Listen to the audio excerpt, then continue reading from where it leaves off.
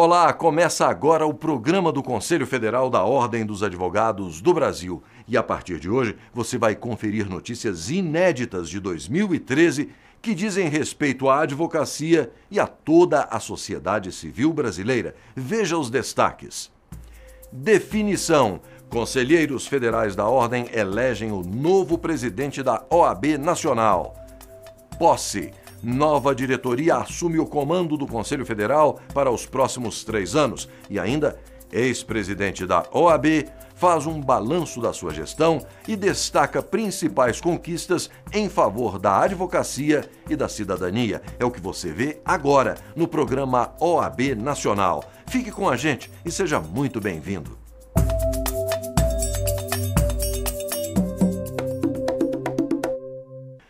O Conselho Federal da Ordem dos Advogados do Brasil elegeu o novo presidente nacional da OAB para os próximos 3 anos. O advogado Marcos Vinícius Furtado Coelho foi eleito para comandar a entidade que reúne 750 mil advogados em todo o país. Advogados de todos os estados brasileiros e do Distrito Federal compareceram à sessão plenária e ocuparam 2 auditórios do edifício sede da OAB em Brasília.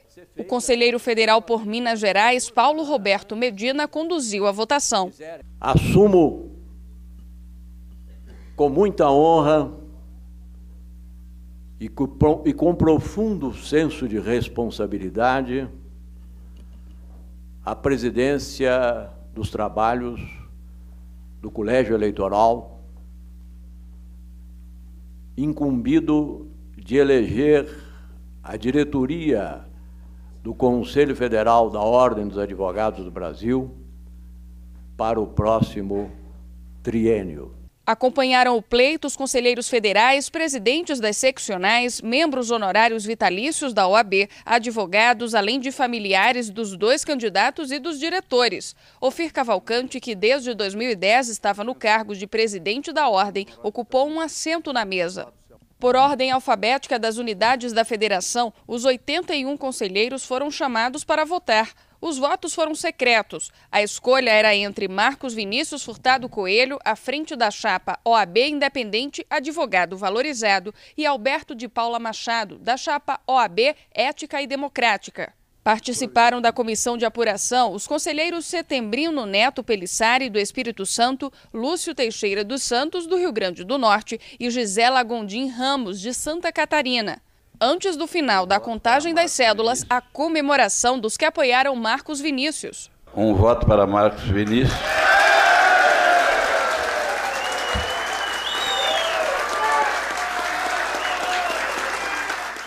Com 64 votos, Marcos Vinícius foi eleito o novo presidente do Conselho Federal da Ordem dos Advogados do Brasil. Alberto de Paula Machado obteve 16 votos e houve 1 voto em branco.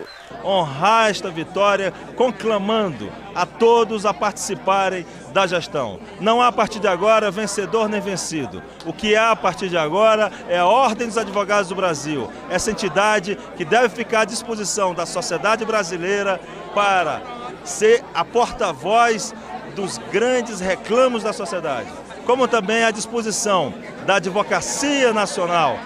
O presidente Marcos Vinícius falou sobre a expectativa de comandar nos próximos 3 anos a entidade que representa 750 mil advogados em todo o país. Um advogado vindo do Piauí irá agora representar e comandar todos os advogados do Brasil com aquela adequação, com aquela vontade de fazer com que a ordem resolva, efetive e trabalhe pelas 2 missões institucionais da nossa entidade. A primeira é a defesa das grandes causas da República, como, por exemplo, a reforma política, principalmente tratando do financiamento democrático das campanhas eleitorais. E no plano da advocacia, priorizar a valorização do advogado, cuidar do exercício profissional deste cidadão, que é o advogado, que é responsável pela defesa dos direitos e dos interesses da sociedade brasileira. Nós temos que entender que o advogado forte é o cidadão valorizado, que nós temos que prestigiar o direito de defesa em nosso país e temos que valorizar a Constituição como um todo. A defesa dos valores constitucionais é algo inafastável nessa diretoria que agora ingressa na Ordem dos Advogados do Brasil. Muito obrigado. E um dia depois da votação que elegeu a chapa vencedora do Conselho Federal da OAB, foram empossados os novos integrantes da diretoria nacional da entidade. Durante a cerimônia administrativa realizada no plenário da Ordem, também foram empossados os conselheiros federais eleitos para o triênio 2013-2016. Ofir Cavalcante abriu a cerimônia de posse com um discurso de despedida do cargo de presidente do Conselho Federal da OAB. Podem ter certeza que contarão sempre com a minha colaboração, a minha participação. E, mais uma vez, quero agradecer e lembrar de um poeta lá do Paraná, que conheci agora, viajando o Brasil inteiro, algumas coisas, algumas frases, chama Paulo Leminski, que ele cita mais ou menos assim: eu disse tudo, ou quase tudo, e tudo foi tão de repente. Um abraço a todos, muito obrigado. Em seguida, foi feita a leitura dos nomes de todos os 81 conselheiros federais eleitos para o Pleno da Ordem nos próximos 3 anos. Depois foi a vez do presidente eleito Marcos Vinícius Furtado Coelho ler o termo de compromisso de posse repetido pelos conselheiros. Prometo manter, defender e cumprir os princípios e finalidades da OAB. Exercer com dedicação e ética as atribuições que me são delegadas e pugnar pela dignidade, independência, prerrogativas e valorização da advocacia. Assim prometo.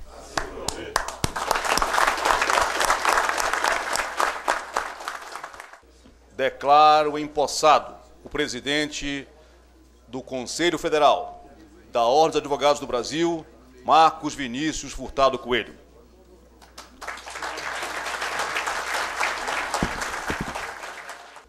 Declaro empossado os diretores, vice-presidente Cláudio Pacheco Prates Lamáquia,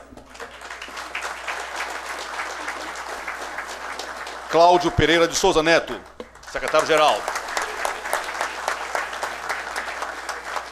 Cláudio Stabile Ribeiro, secretário-geral adjunto, e Antônio Neildo Ferreira.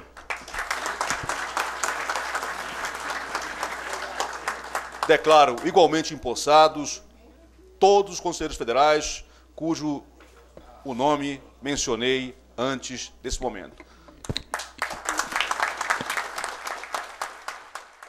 Marcos Vinícius recebeu o diploma de presidente do Conselho Federal da OAB, o botão de identificação, e ocupou o assento de presidente nacional da entidade. Já Ofir Cavalcante recebeu o diploma de membro honorário vitalício. No discurso de posse, o presidente Marcos Vinícius falou sobre os compromissos da nova diretoria.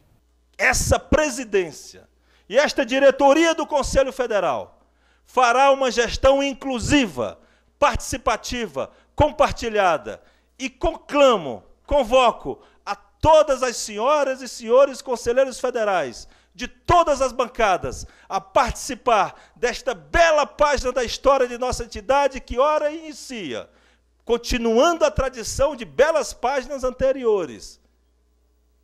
Participem, integrem, compartilhem, sintam-se diretores do Conselho Federal. Muito obrigado.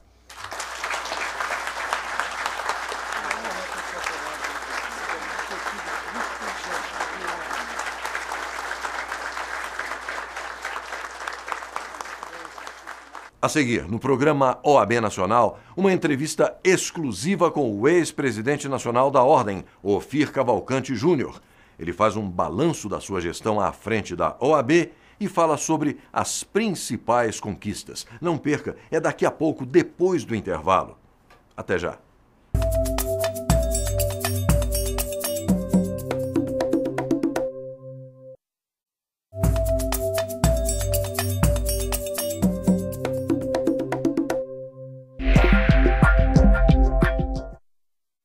Olá, você tem acompanhado as atividades do Conselho Federal da OAB através do nosso programa?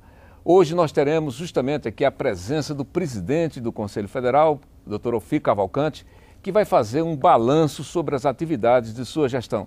Presidente Ofir, é um prazer recebê-lo aqui em nosso programa. Olha, é uma alegria. Esse é o programa da OAB, mas é o programa da cidadania brasileira. A TV Justiça tem proporcionado que nós possamos cada vez mais expor as atividades da nossa entidade e, sobretudo, mostrar para o advogado brasileiro o que tem sido feito com os recursos que ele, advogado brasileiro, com muita dificuldade, recolhe para a nossa entidade. Por isso, esse é um programa de prestação de contas permanente durante todo o mandato e agora, chegando ao final, é o momento também de, mais uma vez, levar ao advogado brasileiro, ao cidadão brasileiro, as nossas atividades, o que foi feito nesses 3 anos. Pois é, então justamente a ideia dessa nossa conversa aqui, presidente, é fazer uma espécie de balanço geral, uma espécie de prestação de contas. Claro que o tempo é curto, mas na medida do possível vamos fazê-lo. Eu dividi aqui a nossa entrevista em 3 partes, porque eu acho que essas 3 partes elas simbolizam exatamente como foi o seu mandato nos últimos 3 anos no Conselho Federal da OAB. A primeira parte, e sobre isso nós vamos falar, trata-se da OAB e sua relação com a sociedade. Seria a OAB institucional. Vamos começar pelo seguinte, presidente. Por que a OAB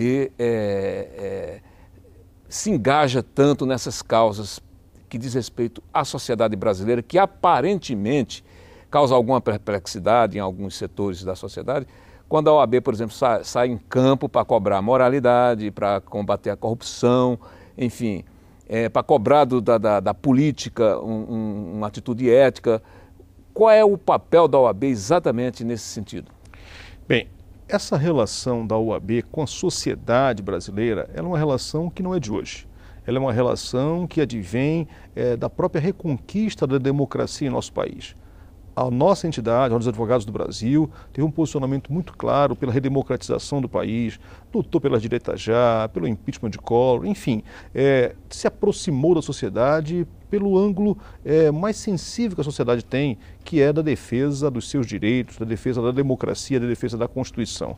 A partir disso, a Ordem não pôde mais se voltar somente para as questões pessoais, institucionais, do ponto de vista da corporação, dos advogados brasileiros. Ela teve que também abraçar outras causas que acabam tendo uma relação até mesmo direta com o próprio exercício da advocacia. O advogado é o defensor das liberdades, é o defensor dos direitos e garantias fundamentais. A partir do momento em que a Ordem leva para a sociedade a sua proposta de defesa da Constituição, a sua proposta de defesa da democracia, tendo instituições cada vez mais rígidas do ponto de vista da moralidade pública, ou com pessoas que estejam lá para representar o povo e não para se apropriar do poder, a Ordem, então, também defende o advogado, que é esse defensor da liberdade, defensor da democracia. E nós acabamos confundindo o papel do advogado com o papel de defensor da sociedade brasileira. Por isso, somos chamados para opinar em várias questões importantes para o Brasil, como, por exemplo, a liberdade de expressão ou a sua restrição por determinados segmentos que querem restringir a voz da imprensa, a voz do cidadão brasileiro. Somos chamados para lutar, por exemplo, contra governantes que fazem do cargo extensão dos seus interesses particulares, colocando parentes, colocando pessoas que efetivamente não têm compromisso com o Estado, mas sim com partidos políticos. E a Ordem está lá para apontar o dedo, para mostrar que está equivocado. É uma forma de se ter uma sociedade, uma entidade da sociedade civil brasileira, entidade essa que não recebe recursos do poder público, sociedade que não tem ligações com partidos políticos, falando aquilo que o cidadão brasileiro gostaria de falar e que infelizmente não tem como fazê-lo por falta desta voz maior. Então a Ordem ela se prontifica a fazer isso e é um papel que ela não pode abrir mão, porque é um papel que o cidadão brasileiro precisa e isso também fortalece a advocacia sob o ponto de vista do advogado ser o grande defensor da legalidade. Mas como é que fica a situação da Ordem, por exemplo? Eu imagino que fica muito cobrada nesse sentido, quando você tem, por exemplo, advogado defendendo pessoas acusadas de corrupção. Bem, essa é uma questão que efetivamente alguns advogados não compreendem o papel da ordem. Ela ali não está a defender o cidadão, a sua ação, o que ela quer é que seja apurado e de uma forma efetiva seja julgado aquela conduta. O advogado faz o seu papel. E o que a ordem faz num momento como esse? Ela defende o direito do cidadão de ter um advogado, que esse advogado possa atuar com liberdade, com independência na defesa do cidadão.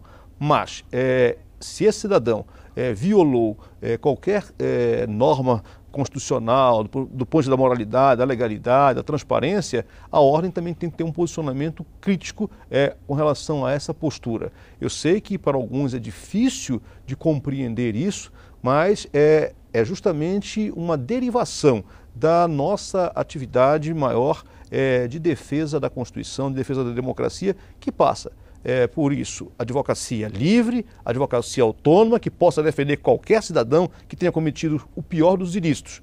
Entretanto, aquele que cometeu o pior dos ilícitos também vai receber a crítica da ordem no sentido de que deve ser julgado dentro do devido processo legal. Vamos pegar aqui um caso bem específico. O julgamento da Ação Penal 470, o mensalão, que reuniu uma pleiade de advogados. Em algum momento houve ruído na comunicação desses advogados com a ordem ou tudo se processou dentro da absoluta normalidade? Bem, para o advogado seria muito mais conveniente que a ordem não tivesse um posicionamento crítico em relação ao seu cliente de que ele fosse julgado. O que a ordem sempre propugnou e vai continuar a propugnar, porque é um dever dela para com a justiça, para com a Constituição, para com o cidadão brasileiro e para com a advocacia brasileira, é de que haja um julgamento justo, um julgamento dentro do devido processo legal. Entretanto, isso não significa dizer que nós estejamos pedindo a condenação ou absolvição de qualquer réu. Isso significa dizer que a gente quer que seja feita a justiça. E o advogado faz o seu papel, a ordem vai protegê-lo do ponto de vista do exercício profissional dele, mas isso não significa dizer que a ordem vai ficar calada, deixar os processos prescreverem e nem muito menos que vá defender aqueles que estão sendo acusados de ilícito. E agora que passou, na sua opinião, uma opinião institucional, fez-se justiça? Bem, no caso do mensalão. Do ponto de vista do mérito em si, certamente eu não vou poder opinar. Mas do ponto de vista do julgamento em si, como ele se desenrolou, com a ampla defesa, com o devido processo legal, eu tenho absoluta tranquilidade de dizer de que o Supremo Tribunal Federal prestou um relevante serviço ao Brasil, à nação brasileira. E o julgamento foi um julgamento difícil, 4, 5 meses de julgamento, nunca antes na história da República tinha acontecido um julgamento dessa magnitude, e deixou uma mensagem que é muito importante que as pessoas reflitam sobre ela. A lei é igual para todos, ou todos são iguais perante a lei. O mais humilde cidadão tem que receber, quando comete algum ilícito, a mão forte da lei.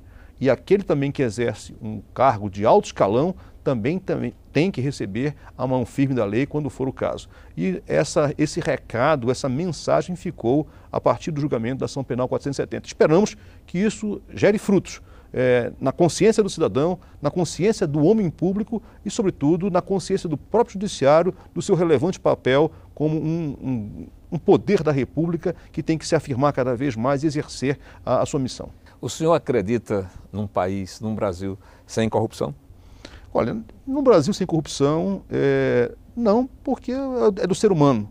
Nem nos Estados Unidos sem corrupção, nem uma Itália sem corrupção, nenhum país do mundo sem corrupção.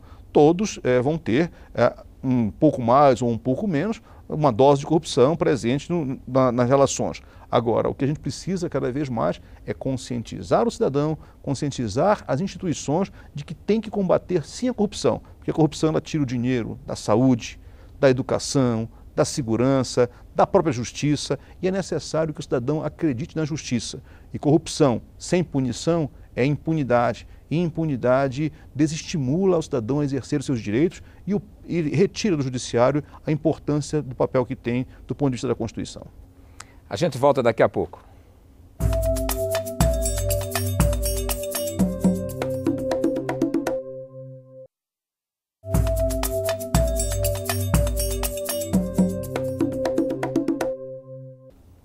Estamos de volta aqui em nossa entrevista e conversa com o presidente Ofi Cavalcante, fazendo um balanço sobre a sua gestão. Presidente Ofi, no bloco anterior eu tinha comentado a relação da OAB com a sociedade, falamos muito sobre a questão da corrupção eleitoral. Eu esqueci de fazer uma pergunta ao senhor, faço agora. Qual seria, assim, a maior conquista, a conquista marcante nesse período com relação a essa luta incessante contra a corrupção no país? Bem, a vida é feita de símbolos, simbologias, e há uma simbologia muito forte da nossa gestão em relação a essa luta em favor da sociedade, em favor da moralidade pública, que foi a aprovação da lei da ficha limpa. Para nós isso foi uma conquista muito grande, não só como entidade, mas sobretudo como uma forma de contribuir para melhorar os costumes políticos em nosso país. A Ordem sempre se preocupou com isso e não seria agora que nós deixaríamos cair essa bandeira sem ter uma luta muito grande. Quando chegamos no início da nossa gestão, em 2010, que essa discussão estava presente no Congresso, riam de nós, diziam assim, um bando de pessoas que acham sonhadores, que acham que isso vai ser aprovado aqui. Acreditamos, junto com o Movimento de Combate à Corrupção Eleitoral, com a CNBB, outras entidades da sociedade civil brasileira, fomos para dentro do parlamento, votações até 1, 2 horas da manhã e contribuímos decisivamente emprestando esse apoio para aqueles deputados que estavam muito empenhados na sua aprovação. Conseguimos a aprovação na Câmara, no Senado, a sanção da Presidência da República e depois tivemos que ir ao Supremo Tribunal Federal para fazer valer a ficha limpa já para essas eleições de agora. Elas não valeram para as anteriores, mas as últimas eleições realizadas em 2011 tiveram a lei da ficha limpa já presente graças a uma ação direta de constitucionalidade ajuizada pela Ordem dos Advogados do Brasil com esse objetivo. Portanto, a Ordem não só lutou pela aprovação, como lutou também para que ela fosse considerada constitucional, porque havia vários questionamentos em relação a essa matéria. E para além disso também, que é importante que o nosso colega advogado, que o cidadão conheça de um modo geral a nossa atuação. Ingressamos com uma ação direta de inconstitucionalidade, agora em relação à lei eleitoral que permite que as empresas privadas financiem campanha de candidatos. O Caixa 2 está presente, esteve presente aí no mensalão, na ação penal 470, está presente no dia a dia, 10 entre 10 deputados, 10 entre 10 senadores, ao serem entrevistados, dizem que efetivamente esse é o grave problema que se tem na política brasileira, do Caixa 2. Então, nunca ninguém combateu esse problema de uma forma clara e efetiva. A Ordem foi cirúrgica, entrou com essa ação para que o Supremo Tribunal Federal declare inconstitucional a lei que autoriza as empresas a patrocinarem candidaturas.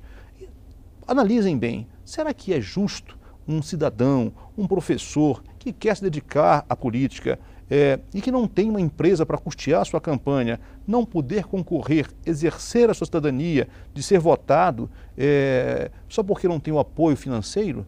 Isso precisa acabar. É necessário que nós avancemos um pouco mais. Eu quero crer que se o Supremo Tribunal Federal vier a decidir essa questão ainda no primeiro semestre de 2013, nós teremos aí sim uma grande reforma política e uma belíssima contribuição da nossa entidade para o fortalecimento da ética na política. Eu me lembro muito bem que no discurso de posse que o senhor fez na posse do ministro Joaquim Barbosa, o senhor cobrou pontualmente o julgamento dessa ADIM. Agora, presidente, o segundo eixo de atuação da sua gestão marcante, visível, que a gente percebe, se trata da defesa intransigente, vamos dizer assim, que a OAB tem feito com relação ao funcionamento do judiciário. Defesa e cobrança, a gente percebe isso. Defesa no caso específico do CNJ, quando o CNJ esteve sendo alvo aí de alguns questionamentos. Eu gostaria que o senhor comentasse a respeito por que essa preocupação da OAB com o judiciário. Bem, não é só porque o advogado milita e precisa do judiciário para poder sobreviver. Não, a nossa preocupação vai muito além disso. o que a ordem quer, o que a ordem luta para que se tenha uma justiça forte nesse país, ou por que ela luta por isso. Porque é importante que nós tenhamos poderes harmônicos entre si, mas que sejam poderes independentes. E o judiciário não pode depender da caneta do legislativo ou do executivo para o que quer que seja. A independência dele não pode ser somente programática, estar escrita na lei. Não, ela tem que ser muito mais do que isso. A independência do judiciário tem que ser efetiva. O juiz ele tem um papel fundamental na sociedade, o Poder Judiciário maior ainda, de cada vez mais fiscalizar a atuação dos demais poderes. O Executivo é eleito para governar, o Legislativo é eleito para legislar. Esses fatos os tornam fortes porque os legitimam, de certa forma, em função do voto popular. Entretanto, o voto popular não pode ser o salvo-conduto para qualquer tipo de responsabilidade ou de ultrapassar os limites da lei. E o judiciário precisa corrigir os desgovernos que são causados ou são perpetrados pelo legislativo e pelo executivo. Por isso ele precisa ser forte, precisa ser independente. E isso passa também por uma autocrítica do Poder Judiciário no tocante ao seu funcionamento. O processo é moroso, é necessário que haja uma estrutura melhor para a justiça brasileira, é necessário que se abrevie cada vez mais a tramitação dos processos sem prejuízo do devido processo legal, da ampla defesa, mas, sobretudo, que o juiz tenha consciência de que ele tem que decidir. Decidindo bem ou mal, ele decida. Nós não podemos ter um juiz que tenha medo. E isso é importante. E para que isso possa acontecer, um juiz que tenha medo e, além disso, um juiz que não seja corrupto. Para que isso possa acontecer, é necessário que haja um poder a fiscalizar o próprio Poder Judiciário. E aí se criou o Conselho Nacional de Justiça, o CNJ. E a Ordem é uma defensora dessa tese há muito tempo. O judiciário era o menos transparente de todos os poderes. E o que a Ordem sempre quis foi que o judiciário tornasse um poder também transparente. Era inconcebível, por exemplo, saber quantos processos estavam na mão de um juiz, quantos despachos ele deu, quantas sentenças. Hoje, graças ao Conselho Nacional de Justiça, isso começou a melhorar e eu tenho certeza que vai cada vez mais ser aperfeiçoado. A Ordem é uma entusiasta, é uma defensora do CNJ, porque entende que a justiça só será forte, em primeiro lugar, se ela tiver efetivamente compromisso com o cidadão, julgar de uma forma rápida, em segundo lugar, ter estrutura para isso, servidores, juízes, etc., e em terceiro lugar, se fizer respeitar enquanto poder e não cometer os mesmos erros dos outros poderes no tocante à corrupção, ao desvio de condutas éticas. Agora, veja bem, presidente, o senhor fala isso da necessidade de independência e fortalecimento do judiciário, mas há quem ache, dentro dos poderes mesmo, que o judiciário está independente demais e há uma verdadeira queda de braço. Até onde isso vai dar? Não vejo que haja qualquer tipo de interferência do judiciário nas questões relativas aos demais poderes. Isso popularmente passou a chamar-se de judicialização da política. E o que significa isso? Seria que o judiciário estaria se imiscuindo em questões que são relativas ao poder executivo e ao poder legislativo. Sobretudo em relação ao poder legislativo, quando este é omisso, quando este não exerce o seu papel. E é justamente isso. Se um dos poderes não exerce o seu papel, é necessário, para solucionar questões, que haja um preenchimento dessa lacuna. Há um caso muito simples que a gente pode citar e que o cidadão vai compreender bem. A Constituição brasileira, ela dizia que havia o direito do empregado de receber um aviso prévio por cada ano trabalhado. E isso dependia de uma lei para regulamentar. Se passaram 20 anos, o judiciário teve que intervir numa situação como essa para dizer para o legislativo: olha, legislativo, exerce teu papel. Enquanto não exercer o teu papel, o que vai acontecer? A solução vai ter que ser essa sim. E isso é algo que efetivamente é pedagógico, é didático, corrige uma omissão. Portanto, se os poderes exercessem dentro dos limites da lei, dentro do limite da Constituição, os seus papéis, certamente não estaria dizendo que o Judiciário estaria a invadir o poder dos demais integrantes do sistema brasileiro de decisão, que são o Executivo, o Legislativo e o Judiciário. A gente volta daqui a pouco.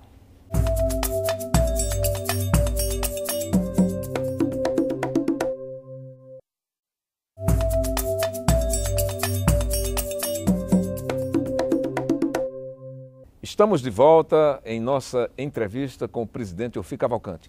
Presidente,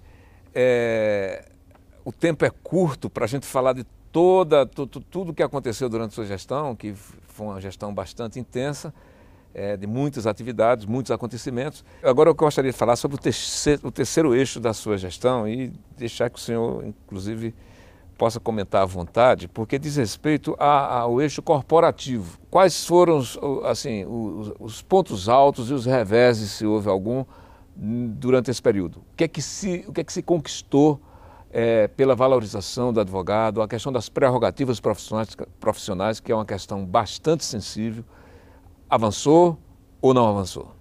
Bem, essa é uma questão que efetivamente nós precisamos estar sempre atentos.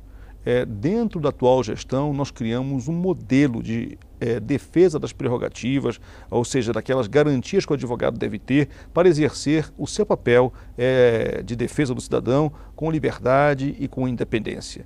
E qual foi esse grande avanço que tivemos? Criamos uma estrutura profissional para dar suporte ao advogado brasileiro quando é maltratado, quando tem as suas prerrogativas violadas por qualquer autoridade, processando junto ao Conselho Nacional do Ministério Público, junto ao Conselho Nacional de Justiça, junto ao Ministério Público de um modo geral, enfim, processando essas autoridades e, para além disso, cobrando também dos Conselhos Nacional de Justiça e do Ministério Público que corrigissem esses atos que eram contrários à lei, contrários à boa atuação do advogado brasileiro. Mas, para além disso, também criamos um mecanismo, uma política nacional de defesa das prerrogativas profissionais. Todas as entidades ou todas as subseções e seccionais da Ordem dos Advogados do Brasil, vinculadas ao Conselho Federal, a Assessoria Jurídica do Conselho Federal e a Comissão Nacional de Prerrogativas, com o objetivo de atuar principalmente nessas questões. Fomos pessoalmente a várias localidades do Brasil, nas nossas chamadas caravanas das prerrogativas, para ouvir os advogados, conversar com os advogados e criar cada vez mais essa cultura que a prerrogativa não é privilégio. A prerrogativa é, na verdade, um direito do cidadão brasileiro de ter uma defesa livre, independente. Imaginem os senhores o que é o advogado ter que pedir permissão para o juiz para ser atendido, pegar chá de cadeira enquanto o seu cliente está mofando dentro de uma cadeia. É algo que agride ao bom senso, agride ao mais elementar direito que o cidadão brasileiro tem de ampla defesa. Por isso, a ordem não se cala em relação a isso, às vezes até intransigente, e tem que ser, porque nunca nós podemos transigir no tocante a essa garantia que o advogado brasileiro deve ter para defender o cidadão deste país. E fizemos também mais, começamos a treinar os advogados acerca dos seus direitos. As escolas de advocacia no Brasil inteiro têm levado ao advogado como fazer para defender esses direitos. Criamos um canal de prerrogativas através da internet com o objetivo de difundir essa prática e, ao lado disso, mostrar para o cidadão que a prerrogativa é do advogado, mas o direito é dele, cidadão, de ter uma defesa livre, uma defesa independente. E avançamos também muito para que o advogado tivesse a consciência disso, através de quê? Da atualização profissional do advogado. Hoje, o advogado de São Paulo, que é a grande capital do Brasil, do Rio de Janeiro, de Minas, enfim, tem a mesma oportunidade de acesso à informação que tem um advogado do interior do Ceará, do interior de Sergipe, do Pará. Por quê? Porque nós levamos para esse advogado dos interiores do Brasil, através de um sistema de educação continuada pela internet e através de aulas telepresenciais, as informações necessárias para que ele estivesse atualizado. Portanto, a ordem está sendo rigorosa com aqueles que querem ingressar na advocacia, para que eles tenham qualificação, está exigindo cada vez mais, ou oportunizando para aqueles que querem continuar e ter sucesso na advocacia, não só a defesa das suas prerrogativas, mas, sobretudo, a sua qualificação, a sua atualização profissional. Portanto, de nenhuma antena ou de nenhuma unidade no Brasil inteiro, porque esse sistema de educação continuada é levado através de antenas, nós não tínhamos nenhum início da gestão, hoje já estamos em 380 municípios do Brasil com esse objetivo de difundir conhecimento para fortalecer a advocacia e a justiça. Presidente Ophir, para finalizar, o advogado Ophir Cavalcante de antes da gestão e o advogado Ophir Cavalcante de hoje, que lição ficou? Olha, é um aprendizado constante, é um aprendizado gratificante, efetivamente, é uma forma de a gente, através do saber jurídico, através da profissão da gente, através de uma entidade respeitada, com credibilidade na sociedade brasileira, de poder ajudar a melhorar a sociedade. É claro que muito tem que ser feito. É como se fosse uma corrida de bastão, onde um passa para o outro e continua, e a Ordem escreve assim a sua história. Do ponto de vista pessoal, para mim, foi o maior cargo que ocupei e que certamente ocuparei em minha vida. Vou voltar à minha banca de advocacia, mas saio daqui com a condição de ter podido, com a ajuda de Deus e da advocacia brasileira, ajudar a melhorar o meu país. Avançamos bastante e eu tenho certeza que vai ficar esse gostinho de quero mais para quem vier. E isso é muito importante que assim faça. Quem vier, que faça bem melhor do que eu fiz, bem melhor do que a nossa diretoria fez. E quero agradecer aos diretores que me ajudaram muito, aos conselheiros federais, aos presidentes seccionais e a todos os advogados brasileiros. Você não imagina, Bartô, o que é a gente ir no Brasil inteiro, conversando com os advogados, abraçando os advogados e sentindo uma vibração muito forte, o calor humano que nos fortalece cada vez mais. Todas as vezes que nós sofremos alguns reveses, só o fato de conversar com o advogado e receber dele esse apoio, receber dele esse abraço, isso efetivamente não tem dinheiro que pague no mundo. Isso me renovou a cada dia da minha gestão para que eu pudesse continuar a defender a advocacia brasileira. Eu tenho muito orgulho de ser advogado, tenho uma verdadeira paixão pela nossa entidade e eu tenho certeza que essa paixão, esse amor pela advocacia, ele é muito importante e aos advogados do Brasil é isso, é pele, é carne, é vibração, é coração, mas é razão. E é nesse sentido que quero cada vez mais apelar para os advogados brasileiros, para as advogadas brasileiras que continuem essa luta. Vale a pena. Um abraço a todos. Presidente, muito obrigado e em nome da equipe do OAB Nacional, a gente também agradece e espera reencontrar o senhor muito em breve aqui em nosso programa. Muito obrigado. E hoje nós ficamos por aqui. Na semana que vem iremos exibir um programa especial sobre a nova diretoria do Conselho Federal da OAB, que irá cumprir mandato até 31 de janeiro de 2016. Não se esqueça, é na semana que vem. Até lá e um abraço a todos.